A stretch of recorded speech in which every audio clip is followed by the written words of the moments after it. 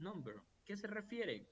Que escribamos el número de seguridad social de los Estados Unidos en caso de que el solicitante lo tenga. Obviamente, la mayor parte de casos de personas que nunca han viajado, por ejemplo, a los Estados Unidos, no van a tener un número de seguridad social de los Estados Unidos. ¿Por qué? Porque no han trabajado en territorio americano.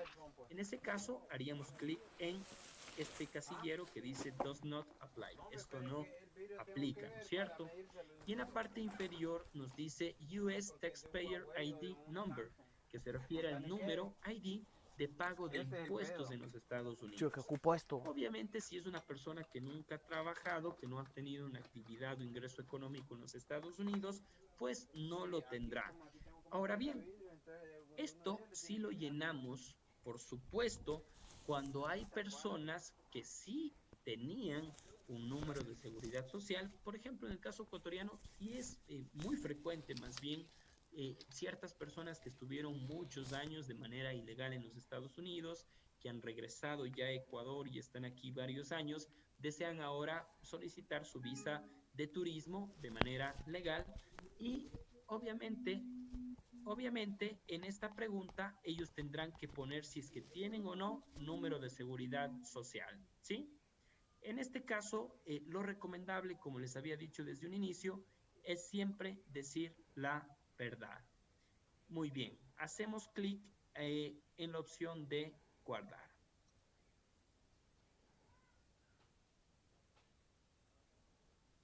y hacemos clic en continuar con la aplicación, ¿sí? Es importante entonces entender que eh, aquellas personas que han sido ilegales y que han trabajado en los Estados Unidos, que tenían un número de pago de impuestos o un número de seguridad social, no les sirve absolutamente de nada mentir, porque hay muchos, a ver, en la práctica les comento lo siguiente, hay muchas personas que llegan al despacho y dicen, doctor, lo que pasa es que cuando estuve en Estados Unidos poquitos años, realmente no hay ningún registro, yo ingresé por la frontera, nunca me detuvo la policía migratoria, por lo tanto no hay registro de que yo estuve en los Estados Unidos, así que no digamos nada de mi estadía allá. ¿Por qué? Porque tienen miedo de que ahora les van a negar su solicitud de visa. Pero ¿qué es lo que yo les pregunto? Ah, usted me dice que no hay ningún registro. Perfecto, cuénteme, ¿alguna vez usted trabajó allá? Si trabajé, no trabajé, etcétera. Pero hay varios casos donde haciendo todas estas preguntas, uno se da cuenta de que sí tuvo número de seguridad social, sí tuvo número de pago de impuestos, o hay veces donde chocaron quizás el vehículo, hay veces donde se regresan en avión desde los Estados Unidos y me dicen que no existió ningún registro de su estadía allá. Por lo tanto, resultaría absurdo de mi parte como asesor en temas migratorios decirles que mientan en este tipo de preguntas, porque al contrario de beneficiarles, lo que ocasionamos es les perjudicamos directamente en su proceso de solicitud. ¿Por qué? Porque creen ustedes que un país tan poderoso política y económicamente como Estados Unidos no va a tener en sus registros datos como el de la seguridad social, número de pago de impuestos o cualquier otro registro, incluso de movimientos consulares o migratorios de los solicitantes? Claro que sí. Mentir lo único que hace es entorpecer el proceso. Decir la verdad demuestra que nosotros ahora, actualmente que solicitamos el proceso de visa, ha cambiado nuestra situación y que en efecto si tenemos otros buenos argumentos como un buen ingreso económico, una buena situación laboral, sí somos merecedores de esa visa a la cual estamos aplicando, ¿sí? Es por eso que antes les había mencionado en reiteradas ocasiones la importancia de mencionar siempre y decir siempre la verdad. Hacemos clic en este momento a la siguiente página del formulario. Bien, en esta siguiente página ya hemos completado nosotros la información personal del solicitante. De ahora en adelante, en esta página en concreto, nos pide información sobre el viaje. Lo primero que nos pide esta página es que seleccionemos el tipo de visa que estamos solicitando. Vuelvo a repetir, el formulario de ese 160 que estamos aprendiendo a llenarlo en línea es un formulario, el mismo formulario que sirve para las solicitudes de todos los tipos de visa de no inmigrante, ¿sí? Es por eso que si yo hago clic en este listado, vamos a encontrar varios tipos de visa de las que habíamos precisamente aprendido, ¿sí? Por ejemplo, la más común, busquemos la visa tipo B, ¿sí? En caso de que se trate de una visa de turismo. Si hago clic en la visa tipo B, nos vamos a dar cuenta que aparece un cuadro en la parte inferior que nos dice especificar. ¿Por qué creen ustedes que al escoger este tipo de visa, que es el más frecuente, la visa tipo B, nos pide que especifiquemos el tipo de visa? A ver si es que alguien me responde a través del chat, a ver si estuvieron atentos a la clase de ayer.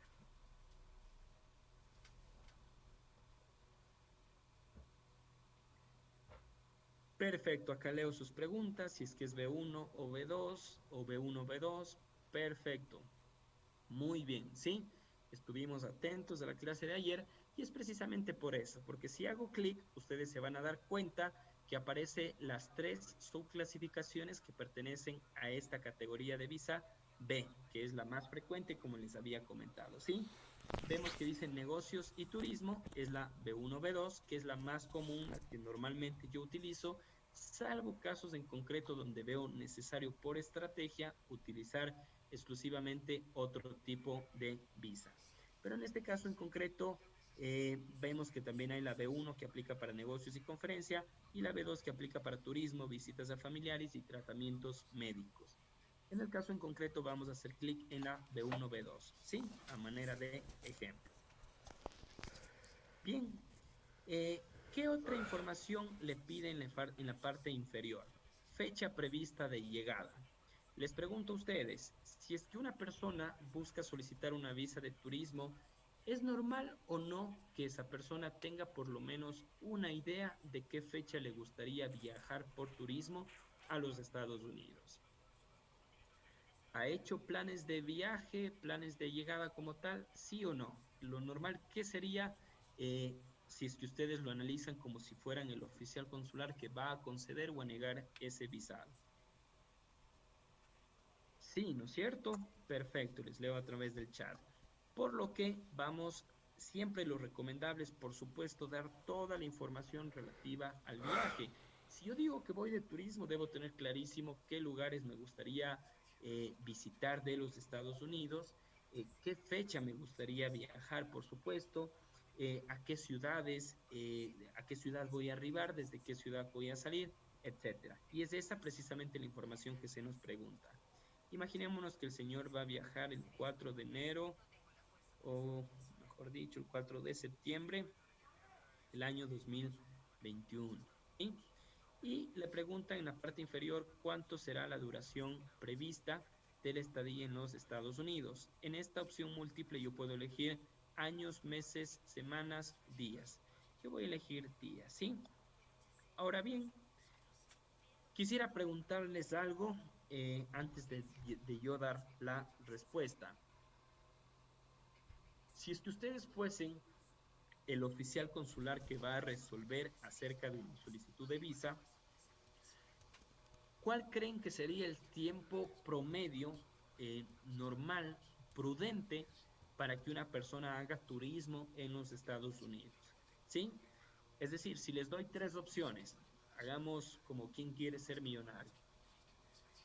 Si les doy las siguientes opciones, si yo soy el solicitante y digo que me voy 6 meses de turismo a Estados Unidos, primera opción.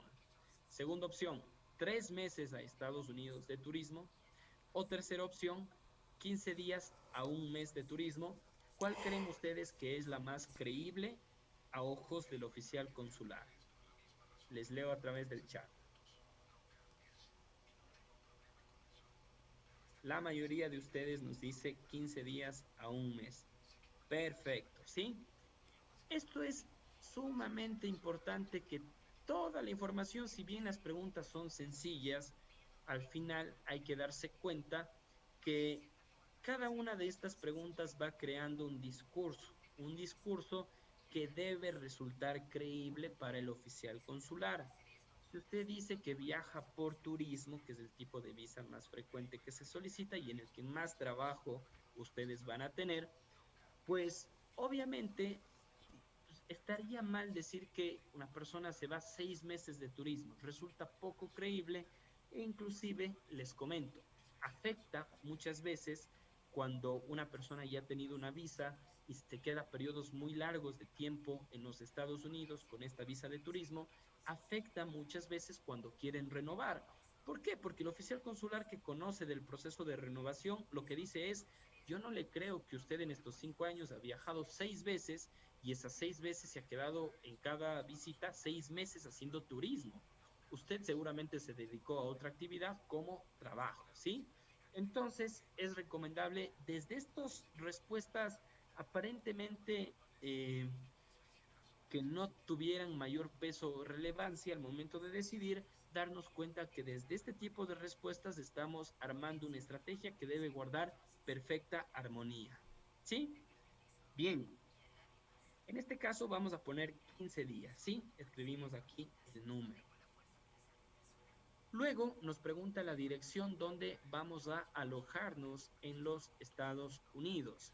Aquí, por supuesto, vamos a poner a manera de ejemplo cualquier calle. Se me ocurre la calle 51. En la dirección línea 2 puede ser la calle de intersección. Pongamos la calle 70, ¿sí? Estamos poniendo a manera de ejemplo. La ciudad, vamos a poner que la ciudad sea New York. El estado, hay aquí un listado de opción múltiple, no debemos escribir, y buscamos la opción, ¿no es cierto? En este caso,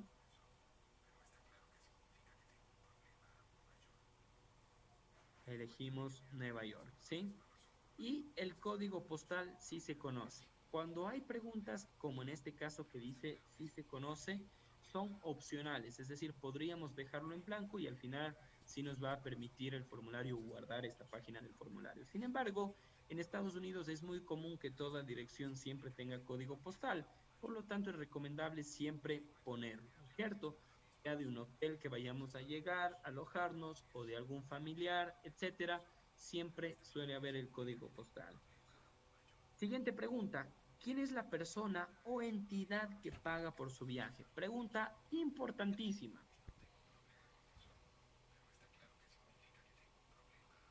A ver, al parecer se me están saltando ciertas opciones este momento, pero a ver, es por el hecho de que se está traduciendo automáticamente la página. No sé cómo hacer para que deje de traducirse en esta parte sobre todo, ¿sí? Sin embargo, en realidad las opciones que hay aquí son las siguientes. La primera opción dice presente cuando, o myself, cuando la misma persona o el mismo solicitante es quien va a pagar por su viaje. Hay la opción de poner que los padres serán quien paga por el viaje, que será otra persona o algún pariente, o que será una empresa u una organización. Sucede mucho, por ejemplo, hay ciertas personas o en empresas, nosotros hemos asesorado a muchos, donde viajan estrictamente por conferencias profesionales. Por ejemplo, un gerente de alguna marca que viaja por una convención internacional en Estados Unidos, pues es pagado todo su viaje por la misma empresa. Ahí, si hacemos clic en esa opción, tendríamos que dar los datos, por supuesto, de la empresa que está costeando por el viaje. En este caso, vamos a elegir la opción más común, que es presente. Se refiere a que la misma persona será quien pague por sus gastos de viaje. Hacemos clic, por supuesto, en guardar. Se ha guardado con éxito, por lo que vamos a continuar con la solicitud.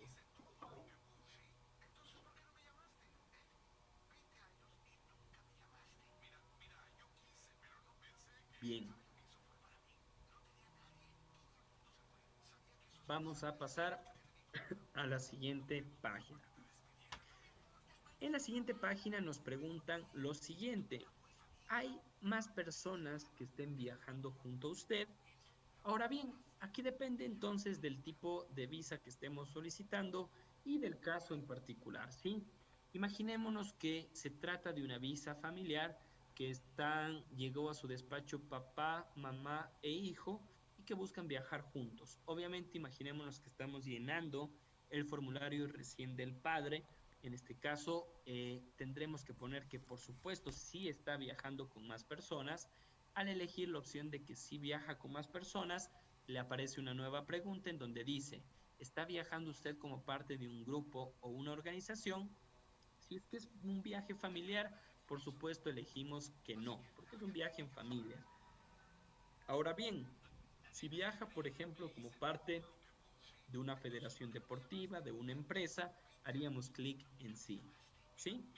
Bien, al decir que la persona sí viaja con más personas, nos va a pedir en la parte inferior la página que ingresemos los datos de aquellas personas que nos acompañarán en nuestro viaje.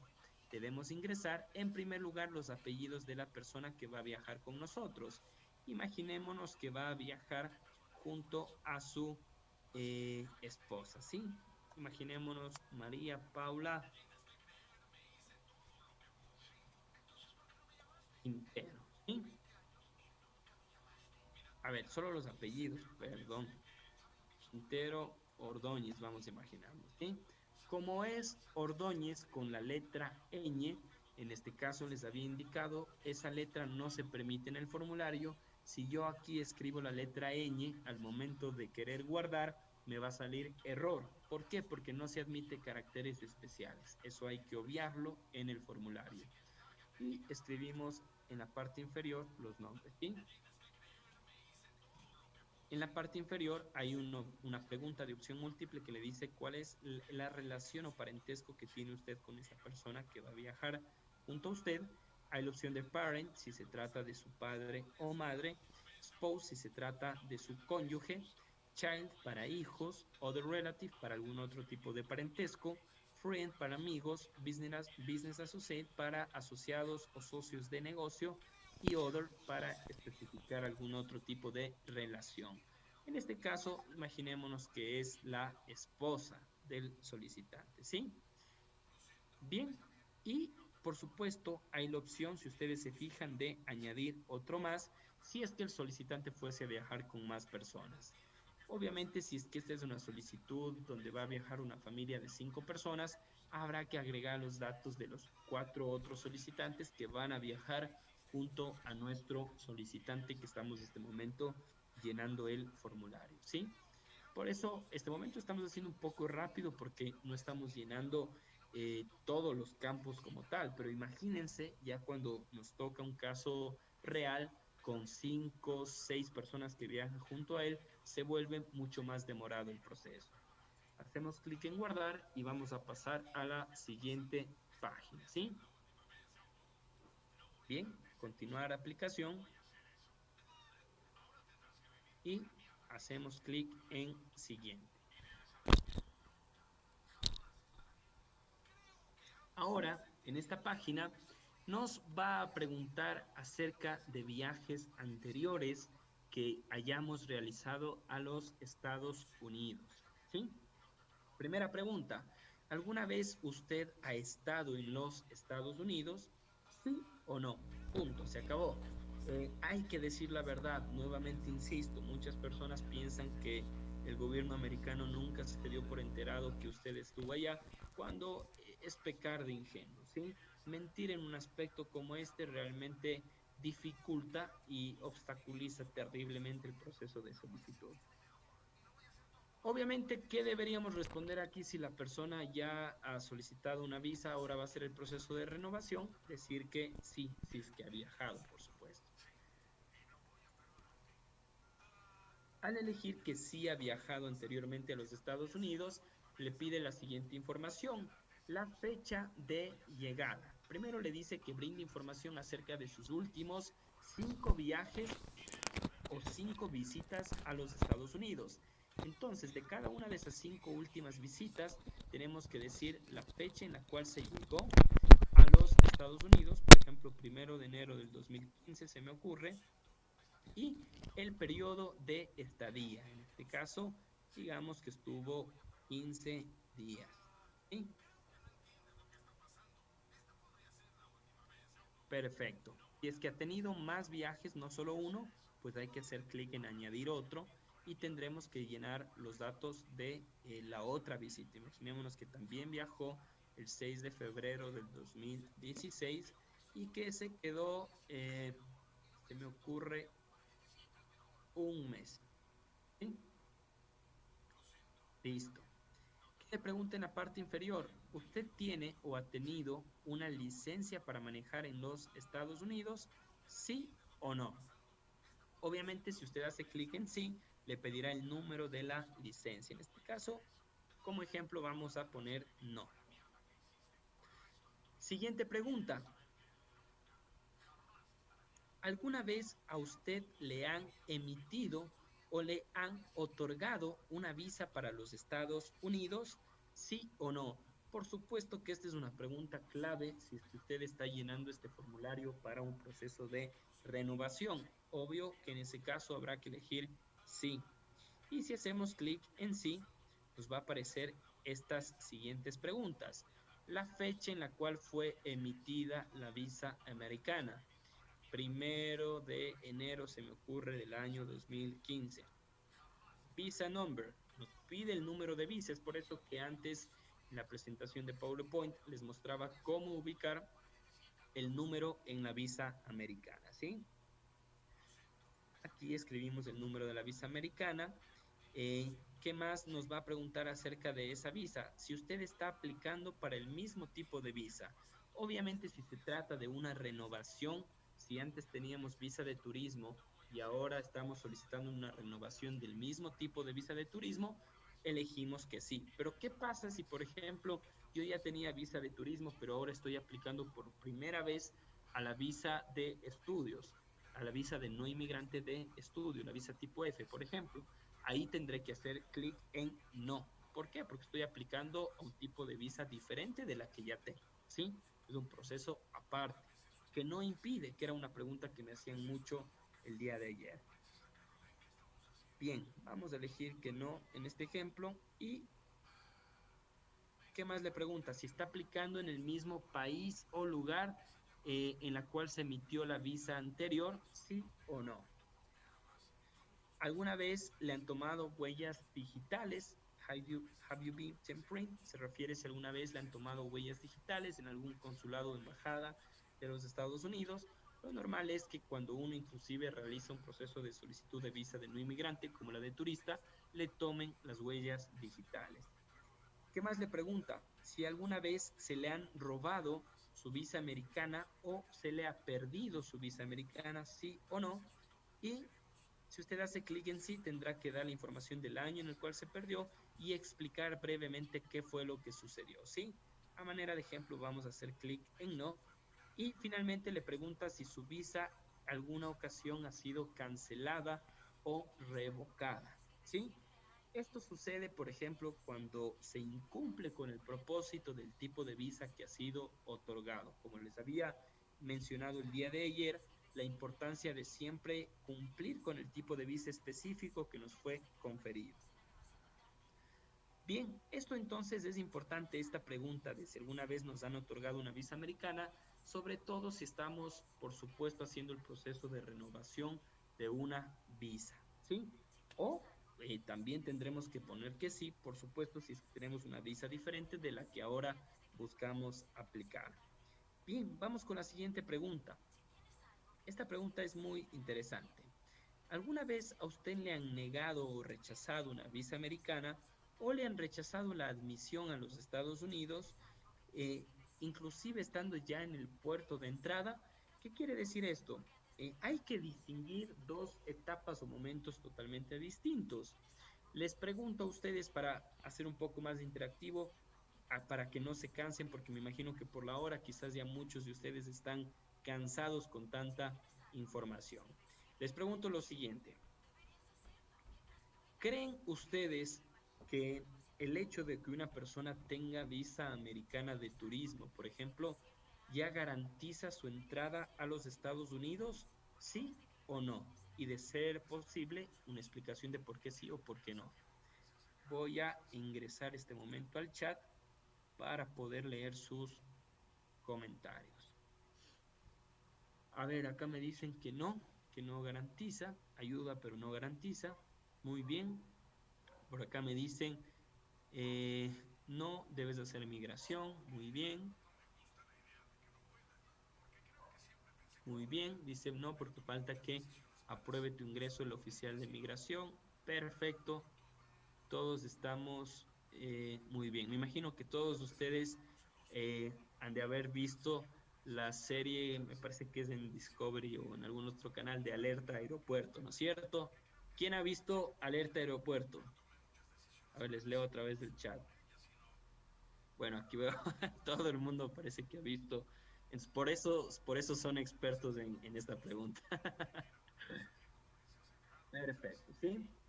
Listo. Entonces, realmente está más que respondido el hecho de que nos den una visa americana no garantiza en lo absoluto nuestro ingreso a los Estados Unidos. Al final, si es que el oficial de migración que nos recibe en el puerto de entrada tiene sospechas acerca de nuestro objetivo o propósito de viaje a los Estados Unidos, puede negar nuestro ingreso, ¿sí? Entonces, obviamente aquí nos pregunta si alguna vez nos han rechazado una visa o nos han rechazado el ingreso en un puerto de entrada, ¿sí o no? En este ejemplo vamos a poner que no. Bien, ¿qué más nos pregunta? Si alguna vez se le ha negado la autorización de viaje por el departamento, por el sistema de Travel Authorization de ESTA, que es un sistema especial que aplica en ciertos países en los cuales no se necesita, por ejemplo, sacar visa como no inmigrante, como países, por ejemplo, pongo el caso latinoamericano de Chile, ¿sí? Ellos no necesitan, por ejemplo, una visa de turismo para poder viajar a los Estados Unidos, sino es un sistema diferente conocido como ESTA. O, por ejemplo, los ciudadanos españoles. Bien, ¿qué más nos pregunta en la parte final del formulario? Si alguna vez alguien le ha peticionado una residencia, una petición de visa de inmigrante, es decir, una residencia legal permanente. ¿Qué quiere decir esto? Quizás ahora nos confundimos del por qué se dice alguien le ha peticionado a usted una residencia legal permanente, es porque todavía no entramos al análisis de este tema, pero quizás me adelanto a explicar lo siguiente. En la visa de no inmigrante, en la mayor parte, uno lo puede hacer por sí solo, no se requiere de otra persona que inicie por el trámite. A excepción, habíamos visto de, por ejemplo, la visa de turismo o la visa de, perdón, no la visa de turismo, a excepción de la visa de estudios y la de trabajo, donde sí se requiere que el empleador o la institución educativa nos aporte con una petición inicial. En la residencia legal permanente, en la mayoría de casos, en el 95% de los casos, el trámite siempre inicia por una persona que nos patrocina, que nos pide, que pide al gobierno americano que se nos emita a favor de la persona extranjera la residencia legal permanente. Es por eso que en esta pregunta le dicen, ¿alguien alguna vez le ha patrocinado en una petición como residente legal permanente, sí o no? ¿Sí? A eso hacemos referencia. En este caso de ejemplo vamos a elegir que no y hacemos clic en guardar. A ver, aquí, si ustedes se dan cuenta, en la parte superior me salió un mensaje en letras de color rojo que me dice, por favor, corrija todas las áreas en las cuales se ha cometido error y me menciona que el número de visa no fue completado. Qué bueno que sucedió esto porque seguramente a muchos de ustedes, ahora que estaban familiarizándose con la página, algunos quizás les pasó cuando intentaron guardar las páginas. Si es que hay algún campo que sin darnos cuenta no lo llenamos, como es el caso mío que no puse el número de visa, habiendo dicho que sí tenía anteriormente una visa americana, lo que va a pasar es que no se va a guardar la página. ¿Por qué? Porque se requiere completar todos los campos del formulario que sean obligatorios. En este caso puse yo no conozco para poder continuar con el llenado del formulario. Ahora sí hago clic en guardar y como ya estaban completos todos los campos de esa página del formulario, pues se ha guardado con éxito y vamos a continuar, ¿sí? Hacemos clic en continuar con la aplicación y vamos ahora sí a la siguiente página del formulario.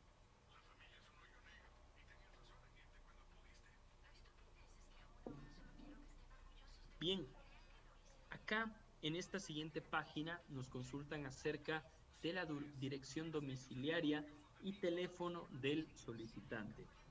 Aquí no se nos está consultando a qué lugar vamos a llegar en los Estados Unidos, sino nuestra dirección domiciliaria en el país de origen, ¿sí? En este caso, nos pide en primer lugar el nombre de las calles, ciudad, provincia o estado, el código postal y el país. De manera muy rápida, voy a poner de ejemplo Avenida de las Américas. En intersección vamos a escribir, se me ocurre, González Suárez. En ciudad vamos a escribir Cuenca, Suárez. Código postal, este momento vamos a poner que no aplica. Y el país, Ecuador, ¿sí? Aquí recuerden que se está preguntando dirección domiciliaria del solicitante. No habla de una dirección donde vayamos a alojarnos en los Estados Unidos. Bien, ¿cuál es la siguiente pregunta? ¿Es su dirección de correo la misma que su dirección domiciliaria? Lo normal es responder que sí. ¿Por qué? Porque nuestra dirección donde vamos a recibir correspondencia, nuestro correo, es la misma que la de nuestro domicilio. A no ser que usted quiera recibir su correspondencia en un lugar distinto, hace clic en no y estipula y llena los campos de donde quiere recibir su correspondencia, ¿sí? Bien, en la parte inferior de esta página nos pide los datos de nuestros números de teléfono. Nos da la opción de poner 3 números de teléfono, número primario, secundario, número de teléfono del trabajo. ¿Sí? Y aquí lo recomendable es el código de cada país. Y luego escribe el resto del número. ¿Sí? El número secundario es opcional, hay la opción de esto no aplica si ustedes se dan cuenta, y el número de trabajo sí es, por supuesto, importante. Vamos a poner cualquiera en este momento, ¿sí? Bien, en la parte inferior le pregunta, ¿ha usado usted algún otro número telefónico en los últimos 5 años? ¿Sí o no? En caso de que en efecto haya utilizado un número distinto a los que usted indicó en la parte superior, habrá que decir que sí y luego le pide un nuevo campo que diga cuál fue el número de teléfono adicional que usted utilizaba, ¿sí? Bien, vamos ahora con la siguiente pregunta. Le pide su dirección de correo electrónico. En este caso vamos a imaginarnos que es juanito@hotmail.com. ¿Sí? Escribimos tal cual la dirección de correo electrónico del titular, del solicitante. Siguiente pregunta. ¿Alguna vez ha utilizado alguna otra dirección de correo electrónico en los últimos 5 años? ¿Sí o no? Usualmente las personas sí tienen más de una dirección de correo electrónico, ya sea por fines profesionales, fines laborales, etcétera, ¿sí? Por lo tanto, lo normal es poner que sí y estipular por lo menos el otro correo electrónico que se tenga. Eh, Se me ocurre info.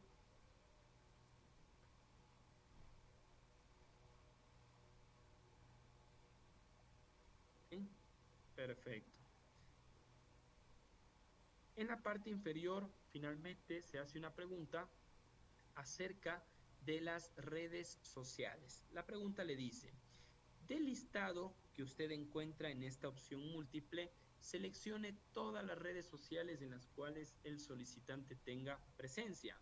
Si hacemos clic aquí, nos vamos a dar cuenta de que hay muchas redes sociales, entre ellas las más conocidas Facebook, Google Más, Instagram, LinkedIn, MySpace, Reddit, Twitter, YouTube, etcétera, ¿sí? Muchas de ellas incluso ni las conozco.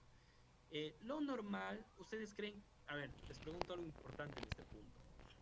¿Creen ustedes que sea importante o no dar la información acerca de cómo se encuentra el solicitante en Facebook?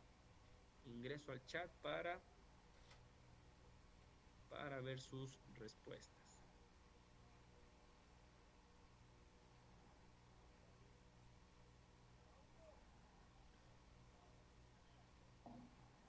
Perfecto, me dicen que sí.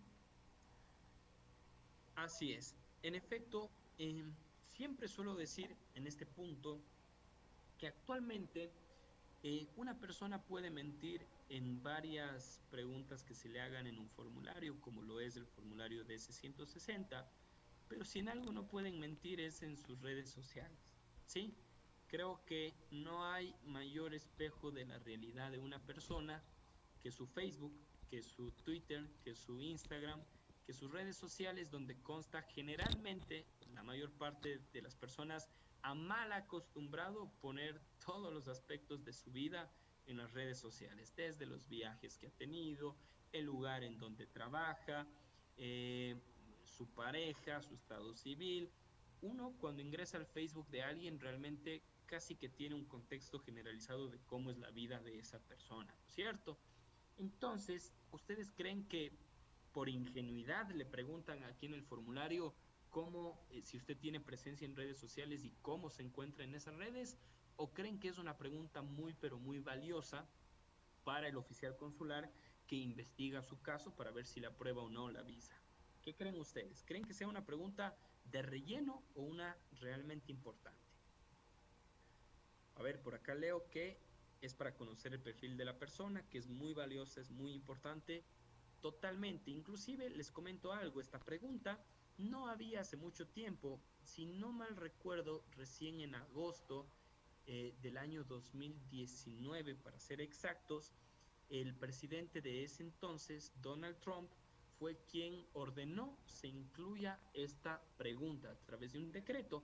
Antes no había esta pregunta, ¿sí?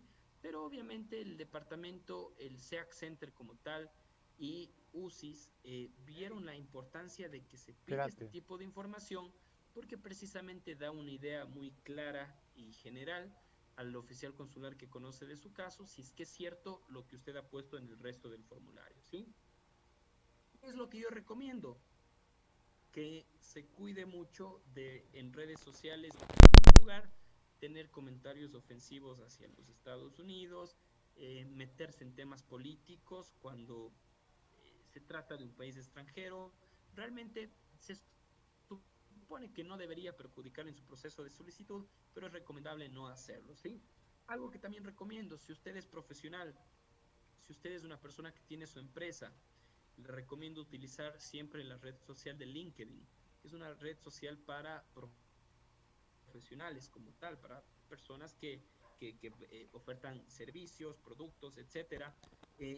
Todo esto sirve mucho para que el oficial consular se lleve una imagen correcta y adecuada de nuestro perfil económico y profesional, ¿sí?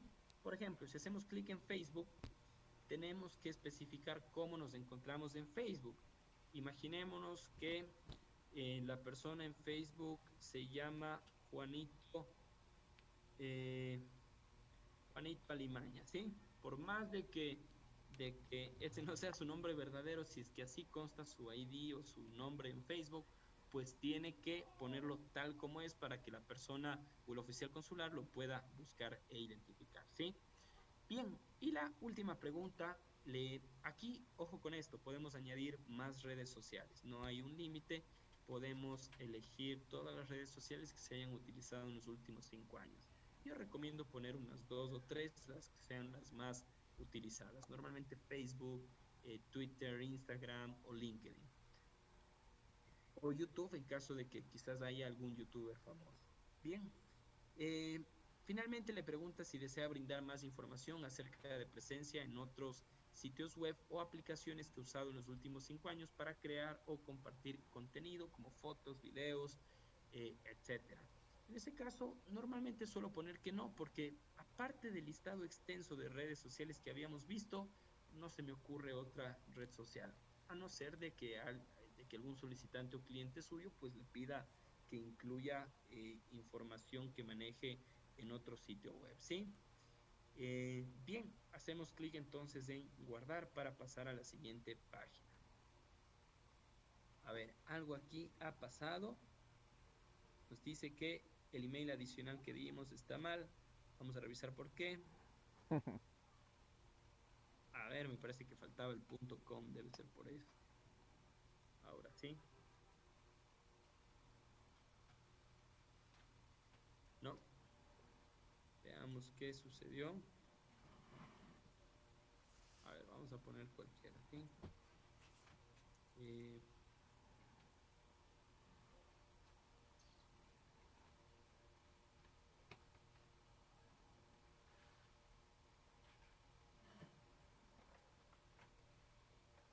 perfecto. Ahí se guardó. Y pasamos a la siguiente página.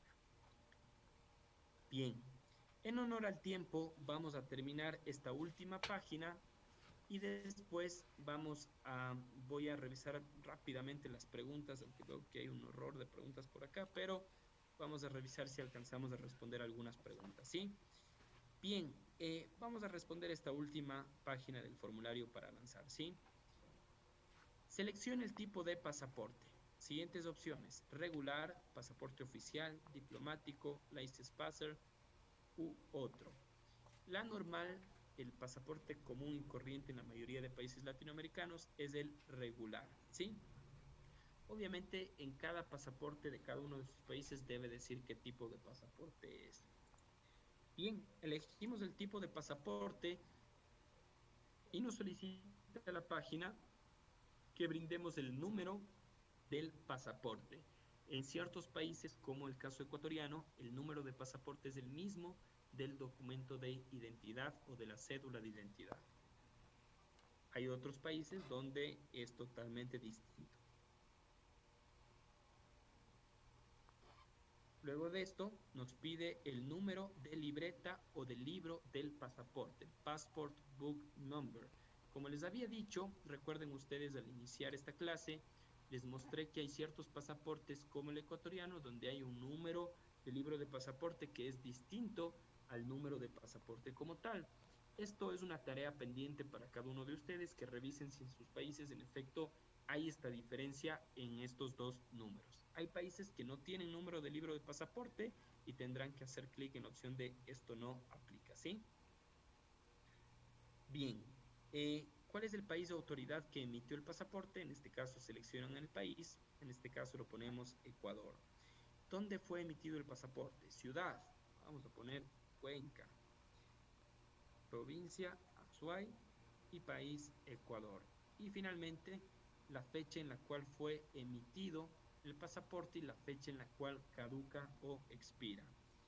En Ecuador el pasaporte dura 6 años. En cada país, me imagino, puede haber variación, ¿sí? Puede ser distinto.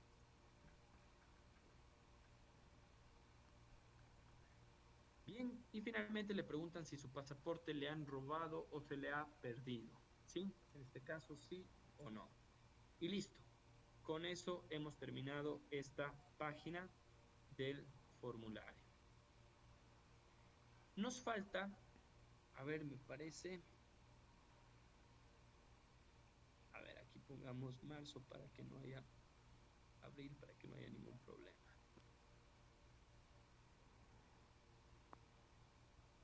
Bien, con esto nos falta ya pocas páginas más del formulario. Sin embargo, hoy no vamos a alcanzar en el tiempo para terminar de revisar ya todo el formulario.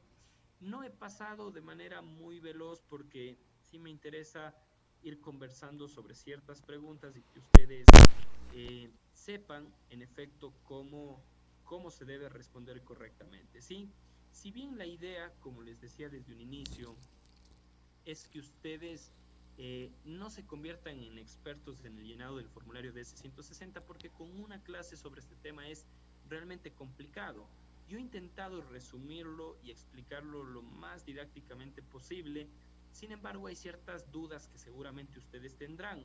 Lo que les recomiendo es que practiquen, utilicen esta página que es gratuita para estar haciendo simulaciones, ¿no es cierto?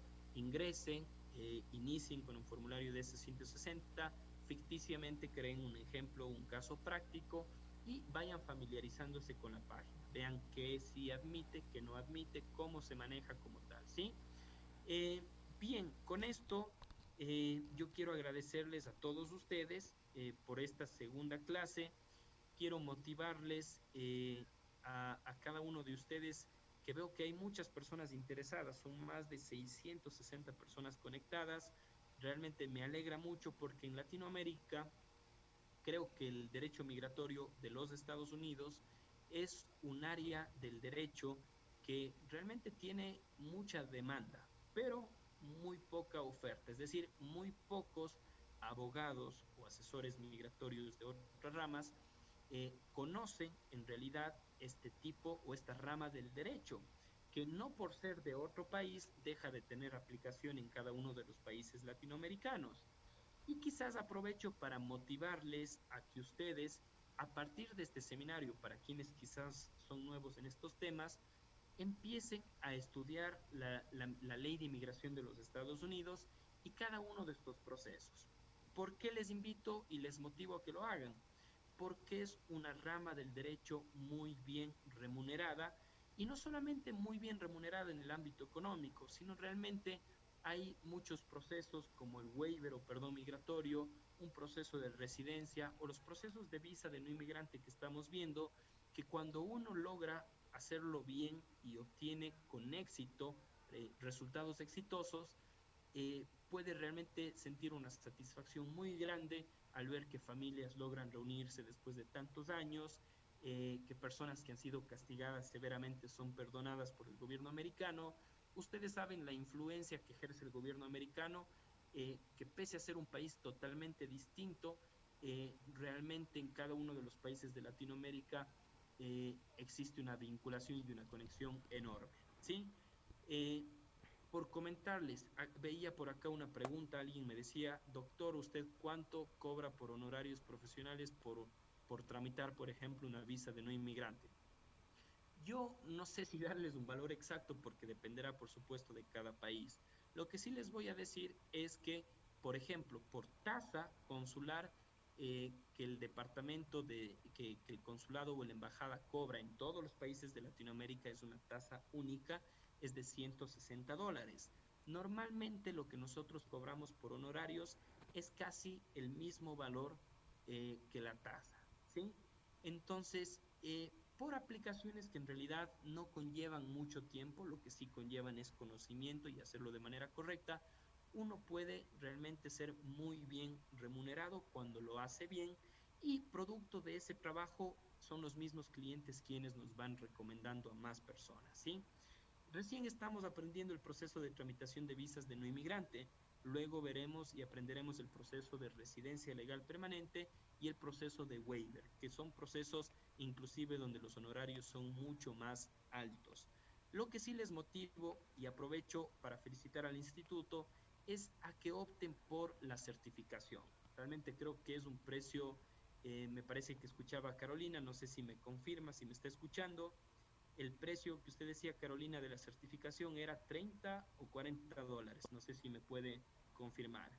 $30, doctor.